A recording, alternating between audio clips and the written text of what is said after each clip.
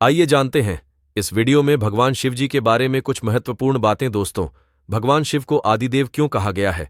उन्हें नीलकंठ क्यों कहा जाता है? भगवान शिव के कोई माता पिता नहीं है। उन्हें अनादि माना गया है, मतलब जो हमेशा से था, जिसके जन्म की कोई तिथि नहीं। किसी भी देवी देवता की टूटी हुई मूर्ति की पूजा नहीं होती, लेकिन शिवलिंग चाहे कितना भी टूट जाए फिर भी पूजा जाता है।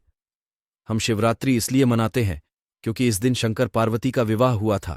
शंकर भगवान का शरीर नीला इसलिए पड़ा क्योंकि उन्होंने जहर पी लिया था। दरअसल समुद्र मंथन के समय 14 चीजें निकली थीं। 13 चीजें तो असुरों और देवताओं ने आधी आधी बांट ली, लेकिन हलाहल नाम का विष लेने को कोई तैयार नहीं था। ये विष बहुत ही घातक था। इसकी एक बूंद भी धरती पर बड़ी तबाही मचा सकती थी। तब भगवान शिव ने इस विष को पिया था। यही से उनका नाम पड़ा नीलकंठ। भगवान शिव को संहार का देवता माना जाता है, इसलिए कहते हैं तीसरी आंख बंद ही रहे प्रभु की। सर्वप्रथम शिव ने ही धरती पर जीवन के प्रचार प्रसार का प्रयास किया, इसलिए उन्हें आदिदेव भी कहा जाता है। आदि का अर्थ प्रारंभ।